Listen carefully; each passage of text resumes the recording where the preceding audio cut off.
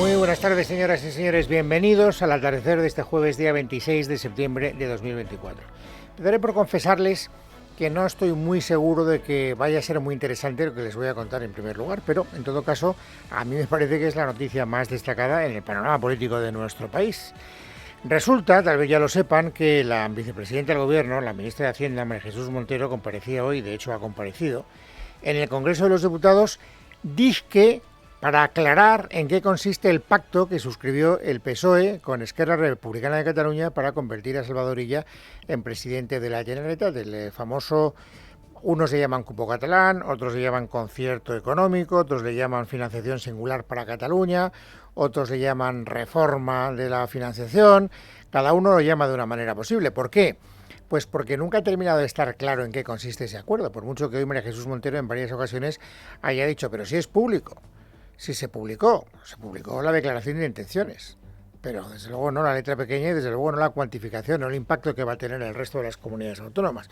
No tiene nadie claro en qué consiste ese pacto y hoy era una oportunidad, en principio, bastante propicia para tratar de aclarar algunas dudas. El portavoz de Junts per Catalunya, que se llama Josep María Cruzet, ha tratado de aclarar esas dudas. Fíjense que las preguntas que le ha hecho María Jesús Montero no podían ser más concretas. Responda usted, si quiere, a lo que le preguntamos para aclarar todas las dudas. ¿El acuerdo que firmaron es un concierto económico, sí o no? ¿Representará al final el final del déficit fiscal de Cataluña, sí o no? ¿Es una financiación singular para Cataluña, sí o no? Son tres preguntas fáciles. No lo ponga difícil. No son tres preguntas fáciles, señor Cruzet. Son tres preguntas, en todo caso, cortas, claras, pero desde luego de respuesta muy complicada.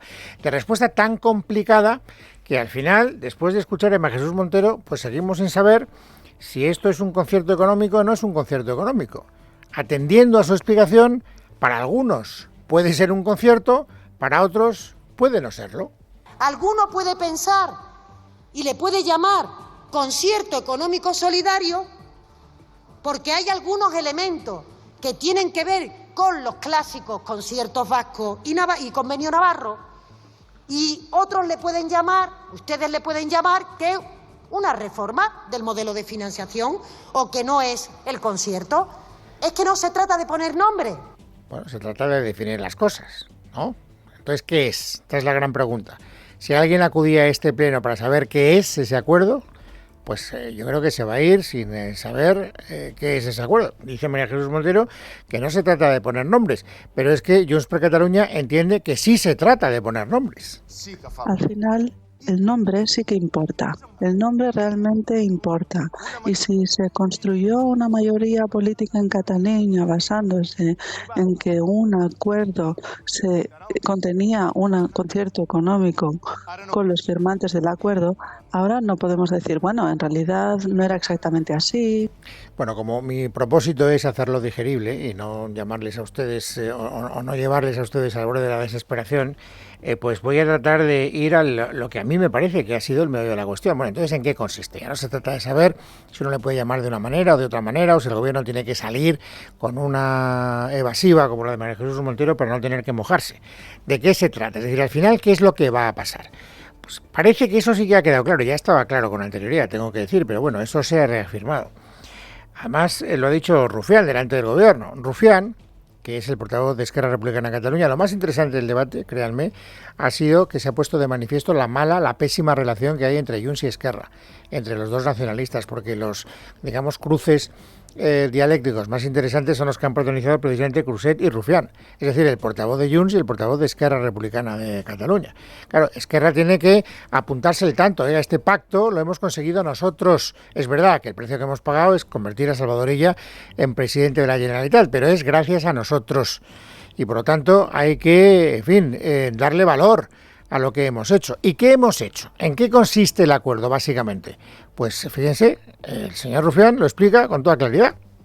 Esta ley permite transferir parte del Estado a Cataluña las competencias íntegras, repito, íntegras, con el fin de recaudar todos los impuestos, gestionarlos prever al final una cuota de solidaridad entre Cataluña y el Estado español. Vale, pues quedémonos entonces con esa idea. Este es un acuerdo que consiste en que Cataluña pueda recaudar íntegramente, es decir, el 100% de todos los impuestos. Si no fuera así, María Jesús Montero hubiera matizado esta apreciación tan clara, tan rotunda, tan inequívoca del señor Rufián, pero no solo no la ha matizado, sino que además la ha corroborado. Se trata de mirar qué persigue. Y persigue, señoría, la vocación que su grupo político compartía de que Cataluña recaude los impuestos que se generen en Cataluña. Ni más ni menos, que recaude los impuestos que se generen en Cataluña. Es verdad que ya no ha dicho el 100%, se entiende, y sobre todo después de la intervención de Rufián, que va por ahí. Bueno, pero en todo caso, esto es lo que ya más o menos sabíamos que consistía el acuerdo, lo que conocemos del acuerdo, la parte, digamos, más destacada del acuerdo que firmaron el Partido Socialista y Esquerra Republicana de Cataluña. A pesar de lo cual, a Junts per Catalunya, cuyos votos son necesarios para que esto salga adelante, pues sigue sin convencerle. Vamos, no termina de convencerle ni lo del 100% de los impuestos, que sería la llave de la caja, ni lo del concierto, ni lo de la financiación singular, ni nada de nada. Res de res, como dice el propio portavoz de Junts. No es una financiación singular para Cataluña, porque lo que es para todos no puede ser singular para alguien, porque es una contradicción, ni lamentablemente tampoco es un concierto económico, con lo que eso significa, ni es la salida de Cataluña del régimen común de financiación, ni es el fin de los 20.000 millones de euros de déficit fiscal, ni es la llave de la caja. Lamentablemente, de todo lo que nos dijo, no es nada de nada. Res de res, nada de nada. Esta es la conclusión a la que llega el señor Cruzet, el portavoz de Junts per Catalunya. Y les decía hace un instante, si ha servido de algo, que no es para mucho, lo reconozco, este debate de esta mañana en el Congreso de los Diputados ha sido para poner de manifiesto la pésima relación que hay entre Junts y Esquerra. Ha quedado claro que a Junts no le gusta nada. Y Esquerra tiene bastante claro por qué a Junts no le gusta nada. Escuchen a Rufián. No els agrada l'acord. ¿No les gusta el acuerdo? No, ¿verdad? Crec que no. Creo que no. Creo que no les gusta el acuerdo de Esquerra Republicana con el PSC, el acuerdo de financiación.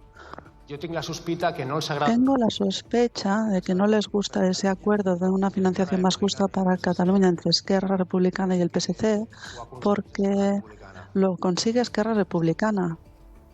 Claro, como estamos en una competición en la que yo tengo que demostrar, Esquerra, que hago más cosas que tú, Junts, pues yo tengo que decirte a ti, Junts, que no aceptas este acuerdo porque lo he conseguido yo, que soy Esquerra.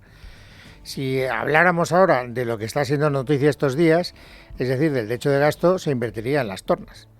Es decir, como lo ha conseguido Esquerra, a Junts no le gusta y por lo tanto Junts consigue que se abra el melón. Luego hablaremos de eso si tenemos tiempo. Pero bueno, que quede claro que esta es una batalla de celotipia política entre Esquerra Republicana de Cataluña y Junts per Catalunya. El único problema es que lo pagamos todos. Y además tengo que decir otra cosa. También ha servido el debate de hoy para poner de manifiesto la buena sintonía que hay entre el Gobierno y Esquerra Republicana. Yo creo que de todos los socios que tiene, probablemente es el socio más fiable. Entre otras cosas, porque está consiguiendo que el Gobierno le dé prácticamente todo lo que solicita. También María Jesús Montero tiene el convencimiento de que a Junts no le gusta este acuerdo porque lo ha conseguido Esquerra. Estoy convencida de que si este acuerdo lo hubieran firmado ustedes, lo estarían defendiendo por todos los rincones de Cataluña. Lo creo firmemente. Bueno, pues aparte de lo que han dicho los independentistas, hay que hacerle también algún caso, no ha habido argumentos nuevos, ya lo adelanto, a lo que han dicho los miembros de la oposición, es decir, del Partido Popular y de Vox, que son quienes ejercen la oposición parlamentaria en el Congreso de los Diputados. Ninguno de los argumentos que han dicho es nuevo. Lo que pasa es que lo han dicho de frente de María Jesús Montero y esto nos permite pues ver cuál ha sido la formulación de la acusación y la formulación de la defensa ante esa acusación. Para empezar, ¿qué dice el Partido Popular? ¿Qué dice Juan Bravo, que es el que hoy ha ejercido de portavoz del Partido Popular en ese debate? Escuchen. Este trampantojo, porque no tiene otro nombre, esto que se cede el 100% de todos los tributos. Y la agencia tributaria no solo representa un golpe brutal al principio de igualdad que debe regir entre los españoles, sino que también erosiona la solidaridad que ha sido un pilar fundamental de nuestra convivencia, señora Montero. Este acuerdo con Esquerra Republicana, un partido que, por cierto, ha hecho de la ruptura con España su razón de ser, representa, escúcheme bien, una traición a los principios de convivencia que nos unen. Una traición. Bueno, les decía antes, y lo podrán haber comprobado ahora, que el Partido Popular tampoco ha esgrimido ningún argumento que no nos hayan contado con anterioridad, en el Congreso de los Diputados y fuera del Congreso de los Diputados. La gran convicción del Partido Popular es que este es un acuerdo que, entre otras muchas cosas, quiebra la solidaridad entre los españoles, algo que, naturalmente, María Jesús Montero desmiente. Para que no haya ningún atisbo de duda, el acuerdo entre Esquerra Republicana de Cataluña y el Partido de los Socialistas Catalanes no supone ninguna quiebra de la solidaridad interterritorial. El acuerdo establece que la aportación a la solidaridad tiene que ser explícita y se tiene que reflejar de forma transparente. Y también ha hablado Vox sobre este texto del acuerdo.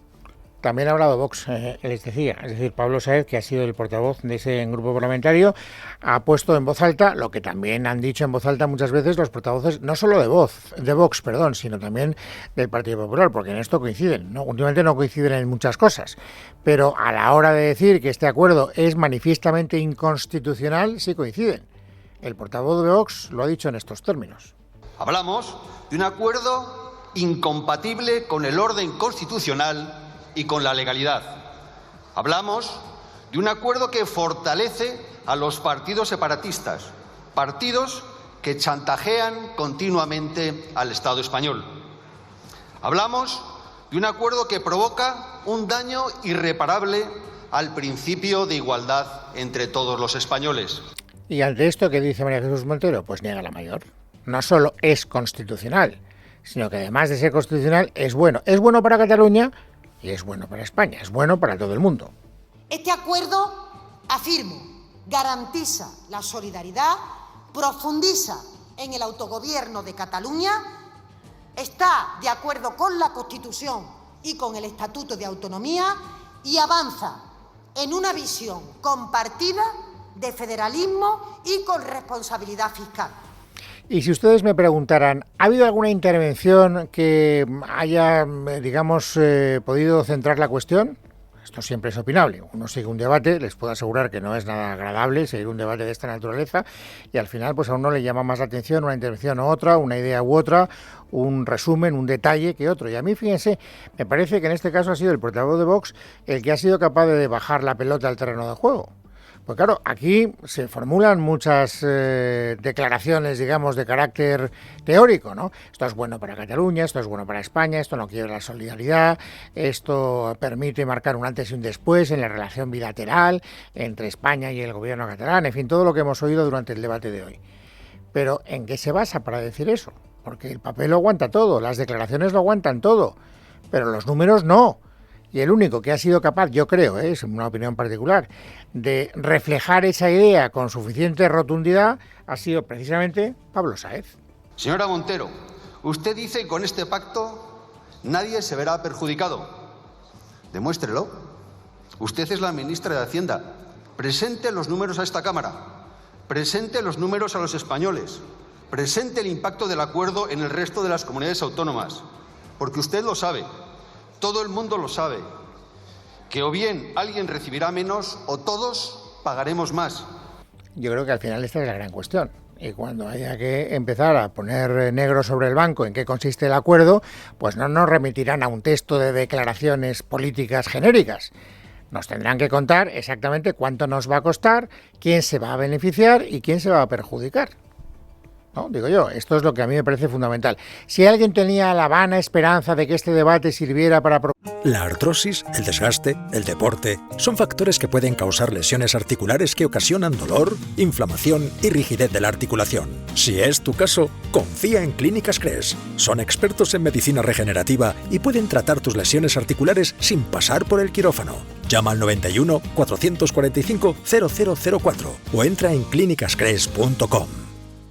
Profundizar en esa respuesta, que pierda toda esperanza, porque no ha servido para eso. Y fíjense que llevo 15 minutos tratando de resumir lo que ha pasado hoy en el Congreso de los Diputados y les puedo asegurar que no es nada fácil. Pero bueno, al final, cuando hablamos de financiación hay que hablar de números. Y cuando hablamos de presupuestos hay que hablar de números, y cuando hablamos de techo de gasto también. Lo digo porque María Jesús Montero no solo tendrá que hacer números con el acuerdo de gobernabilidad de Illa, es decir, el acuerdo suscrito con Esquerra, sino que también tendrá que ver qué hace ahora con el melón que ha abierto a propósito de negociar con Junts per Catalunya el techo de gasto. Hoy es jueves.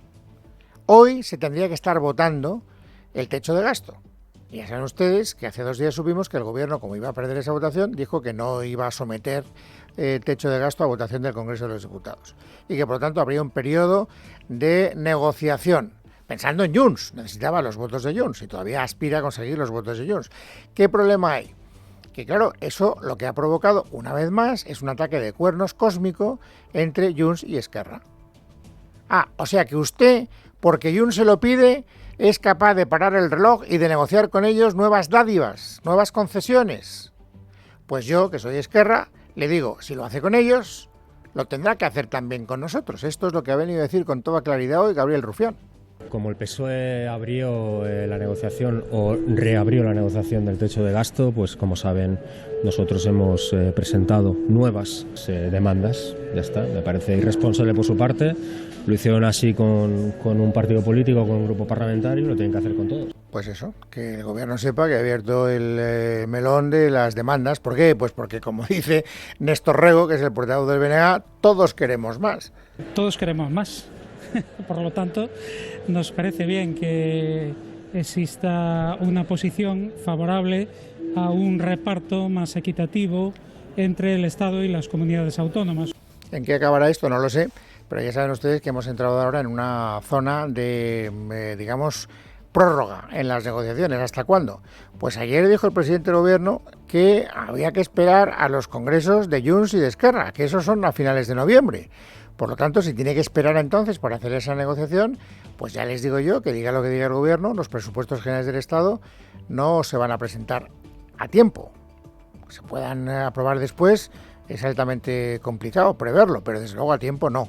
Por lo tanto, que va a haber que prorrogarlos, aunque sea durante una temporadita. Yo creo que esa es una realidad que cada vez es más innegable, tal y como yo veo las cosas. Bueno, esto es parte de lo fundamental, les decía, no de lo más interesante, lo reconozco, lo he dicho al principio del programa, pero de lo más destacado de lo que ha ocurrido hoy en el panorama político. Y luego también tenemos que hacer referencia en estos primeros minutos del programa al conflicto abierto por el gobierno de México, por la presidenta electa, por Claudia Sheinbaum, al no invitar al rey Felipe VI a la toma de posesión de su cargo el día 1 de octubre. Ya saben ustedes que el gobierno de Sánchez dijo, si no invitan ustedes al rey, no habrá representación oficial de España. Sin embargo, sí que van a ir los miembros de los partidos políticos que apoyan al gobierno.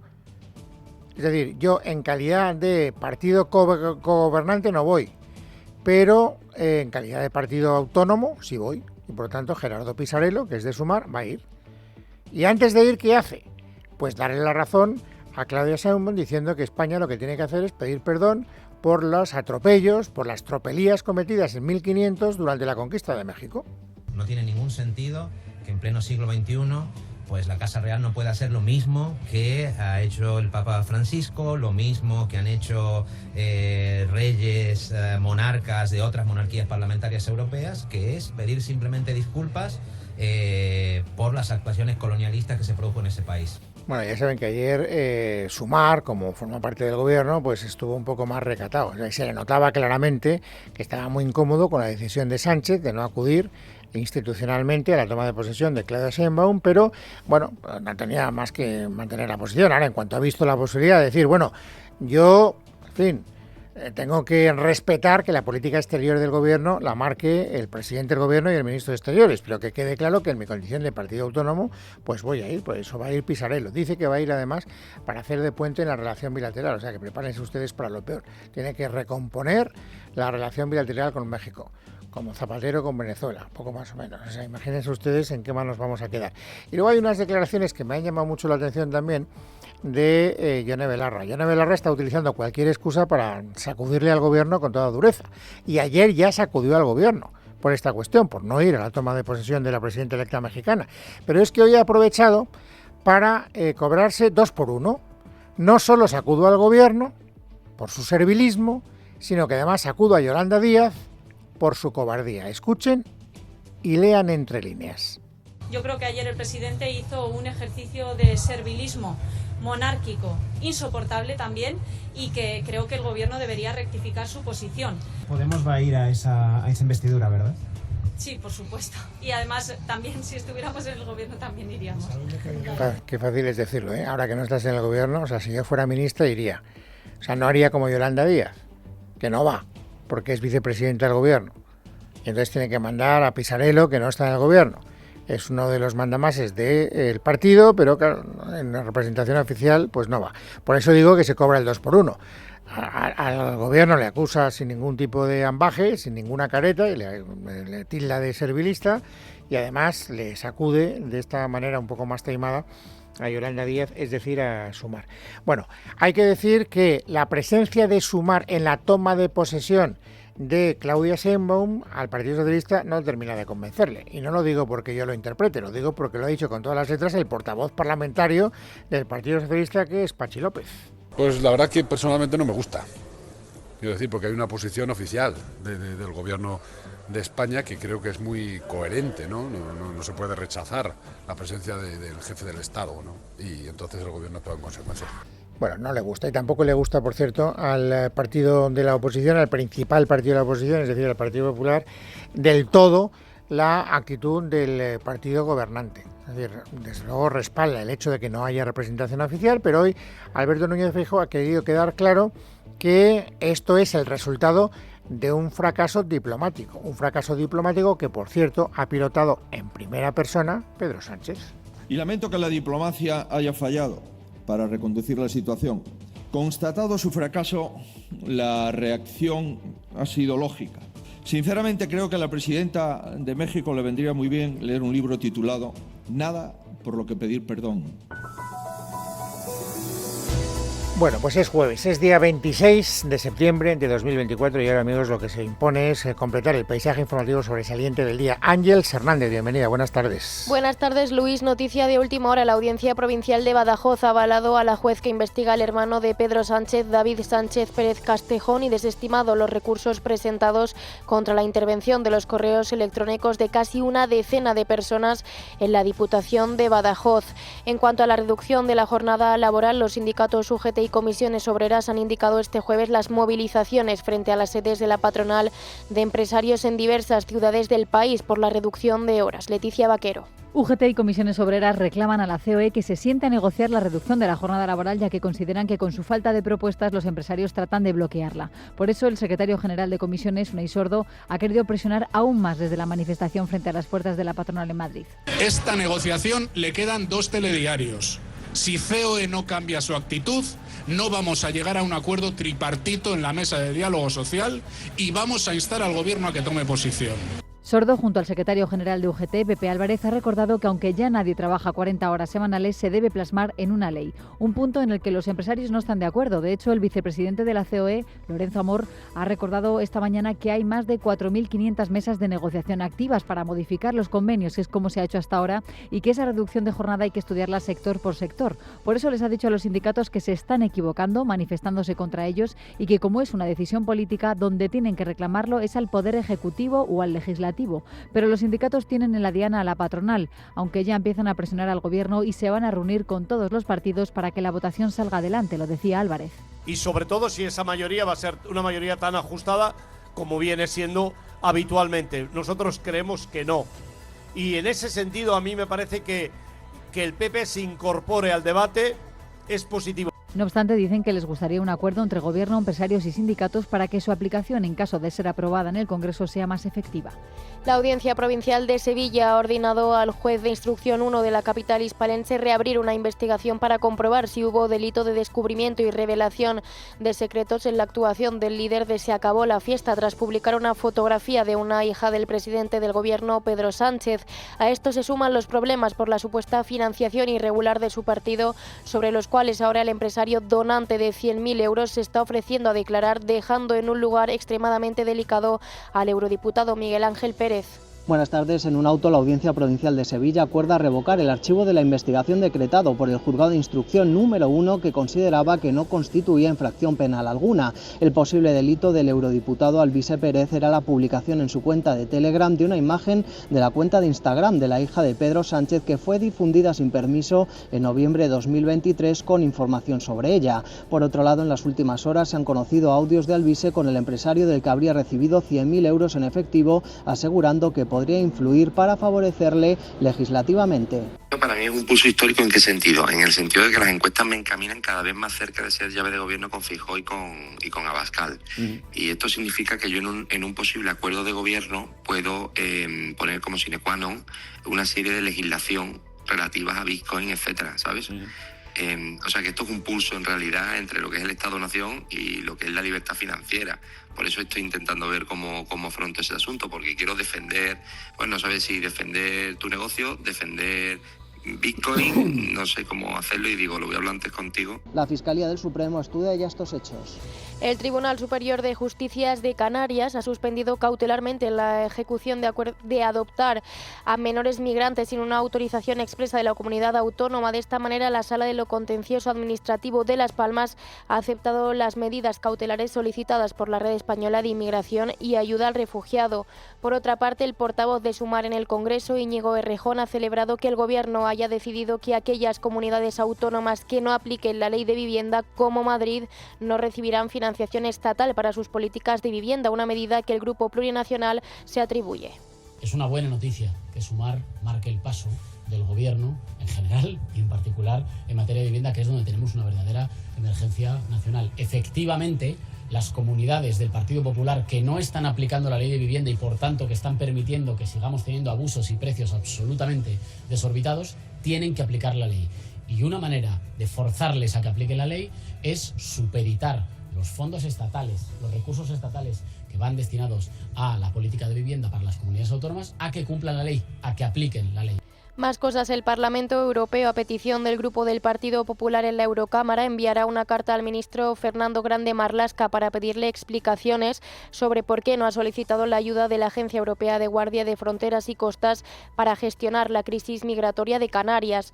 Además, el ministro hoy ha inaugurado la apertura del primer Congreso de Derecho Penitenciario en el Colegio de la Abogacía de Vizcaya, y en él ha expresado su apoyo al planteamiento de la consejera vasca de Justicia, María Jesús San José, de impulsar un régimen sancionador contra la exhibición de fotos de presos y símbolos de ETA o de otros grupos terroristas, porque hay que cuidar y velar por la dignidad de las víctimas. Que hagamos una labor de reconocimiento permanente a las víctimas del terrorismo, a su memoria.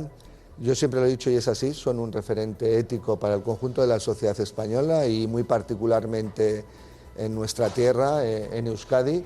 Por otra parte, el Tribunal de Justicia de la Unión Europea ha desestimado este jueves definitivamente el recurso presentado por el expresidente de Cataluña, Carles Puigdemont, y su exconseller Toni Comín contra el Parlamento Europeo por no haberles reconocido inicialmente como eurodiputados tras las elecciones europeas de mayo de 2019.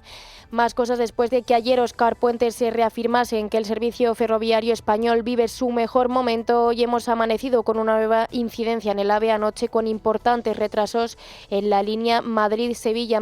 Domínguez. El tren estaba previsto para las 7 de la tarde, pero finalmente se puso en marcha en torno a las 9:15 de la noche de este miércoles. Así salió de Atocha con 2 horas y media de retraso.